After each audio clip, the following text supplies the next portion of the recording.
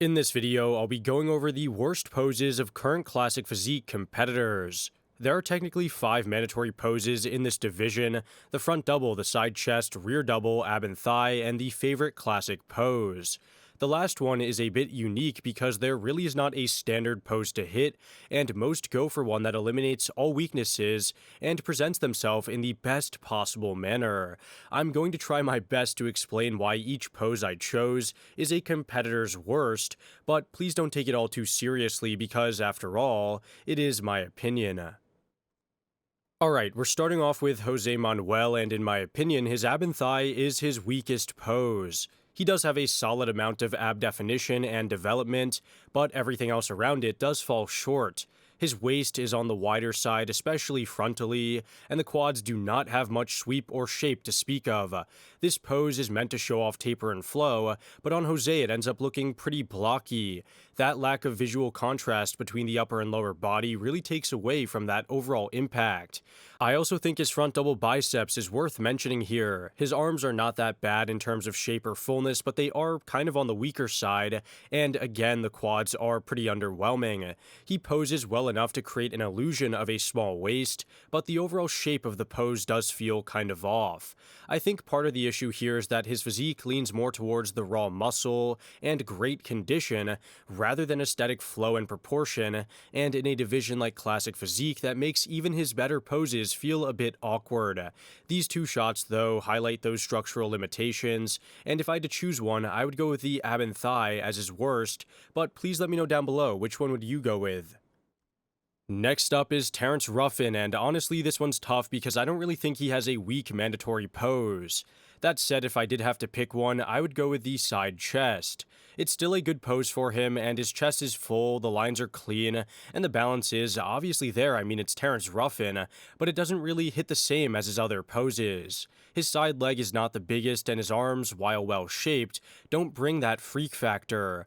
On top of that, because of his smaller frame, he can sometimes get overshadowed in this pose when he's standing next to bigger competitors. I also want to give a quick honorable mention to one of his go-to classic poses, the frontal side tricep. He looks pretty smooth and polished in it, but I don't really think it highlights anything that makes Terrence special. His triceps are not really amazing, and for someone known as a posing innovator and visionary, it's not really the most dynamic or classic-looking pose. Still, when it comes to the mandatories, I would say the side chest has got to be his least impressive, even if it is far from being bad. Now let's talk about Matt Grego, and in my opinion, his rear double is by far his weakest pose. It's pretty self-explanatory. He has a solid lower body from behind, and his arms have pretty good shape and size, but once you focus in on the actual back, it becomes clear that it needs a lot more development. There's a noticeable lack of density and detail, especially in the mid-back and lower lats, and that really stands out when he's compared to top-level competitors. And to be fair, he has made a lot of progress in that area, and I do not really think it's going to be a long-term issue, but for now, when you line him up against guys who are consistently in the top 10 in the world, this pose does not really hold up. It doesn't ruin his overall package, but it doesn't really also highlight anything in my own opinion. Until that area catches up, I think the rear double is easily his weakest area. Moving on to Logan Franklin, and honestly, I don't really think he has a true weak pose when it comes to the mandatories. Everything he hits looks very clean, balanced, and super polished, which is exactly what you would expect from someone known for posing. If I had to nitpick, some people might point to his rear double, saying it could use more thickness and width in the back to really stand out, and sure, from a structural standpoint, that's a fair assessment, but in my own opinion, his condition, shape, and detail actually make this pose one of his best. Instead, a pose that I would say that underwhelms me the most is actually one of his classic poses, specifically his side tricep variation, which is really similar to one that Terrence Ruffin hits. He executes it really well and he looks incredibly aesthetic, but for someone who's considered a posing artist, it really doesn't showcase anything that makes his physique unique. The triceps don't really stand out, although they do look better than Terrence's, and overall he's not incredibly wide upstairs, and the pose lacks that wow factor as well. So even though he doesn't really have a bad mandatory pose, I would say that this side tricep variation is probably the least memorable part of his entire routine. Also, if you guys are enjoying the video so far, a like and sub would be really awesome, as it helps out the channel tremendously. Next is Livingston Livenho, and in my own opinion, his rear double biceps is definitely his weakest pose right now. Now, he is a younger pro, and this is usually where that lack of maturity shows the most. His arms and legs look really impressive, but the back itself needs a lot more density and overall thickness. There just isn't enough muscle detail as well in the traps and mid-back, and the conditioning in the glutes and hamstrings, while pretty good, has not reached that elite S+ tier level of shredded yet either. He's got great muscle insertions and a lot of potential, but when you compare this pose to what top-tier guys are bringing from behind, the gap obviously becomes more apparent. You could make a case for the side chest as well, because his upper body tends to overpower his legs in that pose a bit, but to me, the rear double is by far the most incomplete shot overall. It's the one that highlights where he needs to grow the most, but I definitely think he's going to achieve that. Now we've got Michael Dool, and for him there's no truly bad pose, but also none that I would call amazing. If I had to narrow it down, I think it comes down to either the front double bicep or the ab and thigh. In the front double, you can see that his taper is not super dramatic, and the overall flow of the pose feels a bit blocky. His arms and quads are pretty decent, but they definitely are not standout body parts. And in a division where this pose is often a highlight and is also the first pose that they make you go into, his doesn't really make a big impact. Now the ab and thigh tells a very similar story. The abs are well defined but not super deep or striking or genetically great either, and his taper and the flow are kind of average as well. The quads are nicely separated, but again, just decent. Some people might also point to his rear double instead because his back isn't the most developed, but I actually think it is one of his better poses because of how sharp and conditioned he is.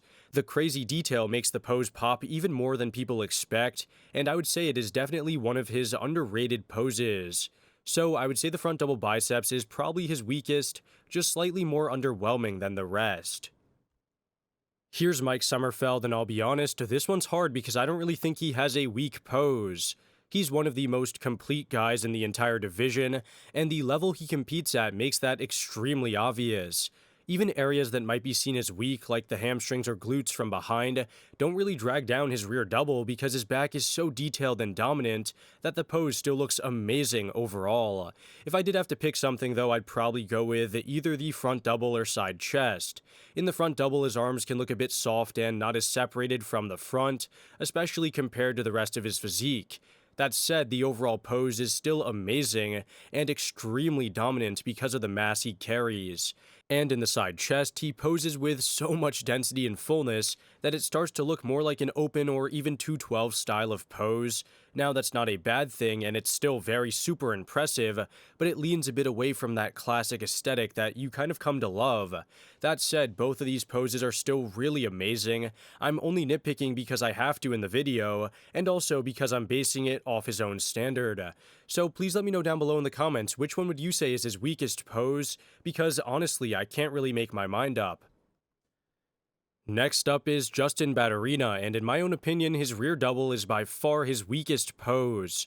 From the front, his lats are wide and create a really strong taper, so you would expect that to carry over to the back, and while the lats do come across really well, the thickness is not there. When he turns around, his back does look pretty shallow, and there's not enough density in the lower back and mid-back and traps to give that dense, three-dimensional look. He has the frame and structure to make the pose work eventually, but right now it lacks the kind of detail and depth you need to stand out in this division. There's also not much in the way of separation or graininess that could help elevate the pose in the back itself, although everywhere else is very nicely detailed. It's not that he looks bad, but compared to the standard being set at the top, this shot doesn't really deliver that same level of impact. Out of all his mandatories, the rear double is the one that clearly needs the most improvement, and in my own opinion is by far his worst. Now we've got Hune Park, and while he is one of the most aesthetic, well-conditioned, and consistent competitors out there, I think his rear double biceps has got to be his weakest pose. It's not a bad shot by any means, and he always comes in shredded to the bone, and his lower body from behind is pretty solid as well, but his narrow structure holds him back a bit here. He doesn't have that width or thickness to make the pose look very dominant, and next to bigger guys, he can get lost in the mix a bit. You could also point to his favorite classic pose, the front-facing side tricep, which we saw on guys like Logan Franklin and Terrence Ruffin. It's a clean shot, but again, his narrow clavicles and smaller frame keep it from making a really big visual impact on stage. It doesn't really do much to highlight his strengths, and for someone with great quads and excellent aesthetics, which to a certain extent are highlighted in this pose, that limited width is something that becomes the focal point once you see it, and once you do see it, you definitely cannot unsee it. Now, between the two, I would say that the rear double definitely exposes that structural limitation a lot, and so does the side tricep, but I would definitely rank the rear double as his weakest one. Moving on, we have Horse MD, and for me, his rear double biceps is still his weakest pose.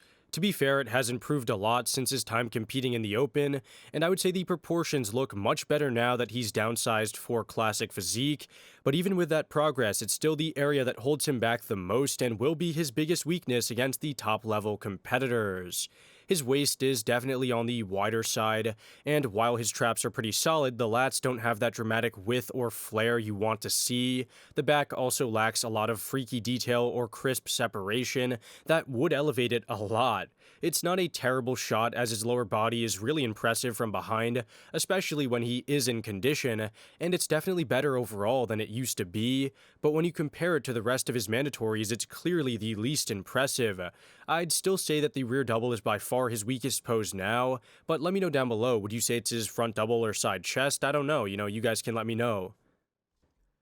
Coming up is Brion Ansley, and his worst pose by far comes down to either the side chest or ab and thigh.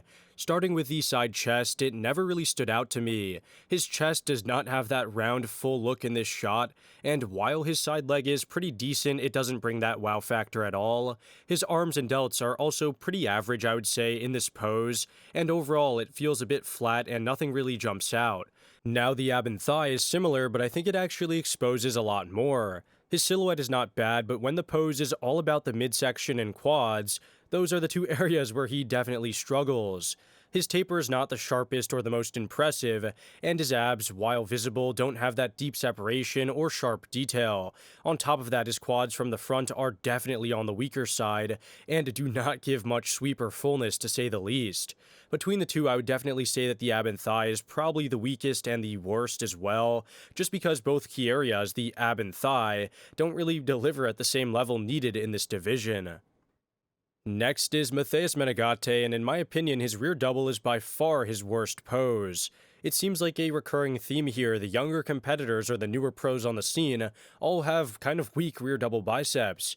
Now, the biggest issue for him is that his back is not thick enough, it looks shallow from top to bottom, and there's not a lot of depth or muscle maturity to take the pose, to that next level. At the recent Tampa Pro where he placed second, kind of underwhelmingly, his conditioning was off, and that made things a lot worse.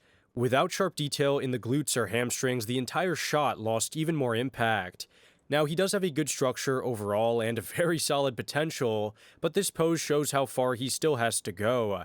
His legs from the back could use a lot more definition, but the back itself is clearly the area that he needs to put the most attention to. It's really the one pose where he still looks even a bit amateurish, and I kind of feel bad to say that, but it is kind of true, and if he does want to be a serious threat in this division, that is the biggest area that he needs to focus on. So for now, the rear double is definitely his worst pose, but I definitely think because he's a newer and younger guy, he will definitely improve upon it as time goes on. Now we've got Nile Darwin, and honestly, he's one of the most complete and well-balanced competitors we've seen in Classic recently. His structure is incredible, his conditioning is razor sharp, and everything flows extremely well. That said, if I had to pick one pose that is slightly behind the rest, and I really do mean slightly, I'd go with the rear double. It's still a very impressive shot, his waist is tiny, his arms and legs look incredibly ridiculous, and his proportions overall are some of the best in the division. But when you compare it to his other poses, the back itself could use a bit more width and overall density. There is already good detail there, and nothing about it is bad overall, but it doesn't quite pop the way that his front or even side shots do. A little bit more spread and depth in the lats and traps would take this one to that next level. So even though the pose is strong overall, I'd say that the rear double is still the one that leaves the most room for improvement. Moving on, we have Ers Kalisinski, and while he is consistently one of the best classic physique competitors in the world, I and many others have felt that his rear double biceps has got to be his worst pose. For the level that he competes at, the back really is not as detailed or dense as it needs to be. He has improved over the years, but the lower portion does lack that deep separation and development, and overall it's never been as sharp or impressive as his other poses. His arms from behind are also a bit undersized, which is a problem in basically every pose. It's not terrible, but they do stand out when it comes to being undersized, and not in a good way, obviously. Now, I want to mention that his front double biceps is another one that kind of is a bit underwhelming. At first glance, the pose looks very beautiful, and he has a small waist and great flow, but I do think there are some things that are flaws that I should point out. When you do really break it down, the narrow clavicles, awkward ribcage shape, the smaller arms, all these things do become noticeable, and while it is definitely not a bad pose, I would say, it does have some hidden flaws that you should be aware of. Overall, between the two, the rear double is by far his worst one, especially when he's standing next to guys like Chris Bumstead or Mike Somerfeld. It's not a bad pose overall, I'd say, especially in the grand scheme of the division, but it is definitely the one that needs the most work relative to himself. Second to last is Raone Dino, and because he's one of the most complete guys to ever step on a classic physique stage, it makes sense that he doesn't really have a traditionally weak pose. That said, I do think his ab and thigh is probably the least impressive of all the mandatories. His waist is on the smaller side, actually really small, and his proportions are amazing overall, but when he hits the crunch down variation, the detail in his abs is not really that crazy. I mean, it's not bad by any means, it's not like Brion Ansley, but it's not anything ridiculously impressive, and the taper from the front does not really wow me at all. His lats are a bit underwhelming from this angle, and it makes the whole pose feel slightly less dramatic than it could in my own opinion. You could also point to the front lat spread, which is not a mandatory pose, but is something that he throws in often, probably because Sebum made it iconic, and he obviously wants to imitate that. But it's never really been a great pose for him structurally. His longer torso, higher lats, and a bit of awkward execution as well, all combine to make it look a little bit off. It's not horrible, but it's definitely not doing him any favors either. Still, between the two, I'd say that the ab and thigh is the weaker out of the two. It's not bad by any means, far from it, but compared to how dominant he looks in most other poses, this one does not quite hit the same. Last up is Chris Bumstead, and honestly there's no truly weak pose that I could think of. He is the most dominant classic physique competitor we have ever seen, and his structure, flow, and conditioning are on another level entirely. That said, if I had to pick one pose that is slightly behind the rest, I would go with the ab and thigh. His quads are great in this one, and his taper still looks very impressive, but the abs themselves, especially the lower portion, can look a bit shallow and less defined. You'd expect a lot more sharpness there considering his genetics and overall dominance. It's not a bad pose, and for most people it would still be a really standout and impressive one, but compared to the rest of his poses, it is the one that leaves the least amount of impact. Now, earlier in his career, things were a bit different.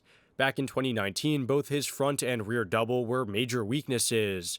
His arms were a lot smaller, and his back lacked a lot of thickness and width, especially from behind. His front double still looked very decent because of his crazy shape and flow, but the rear double was really flat and shallow back then.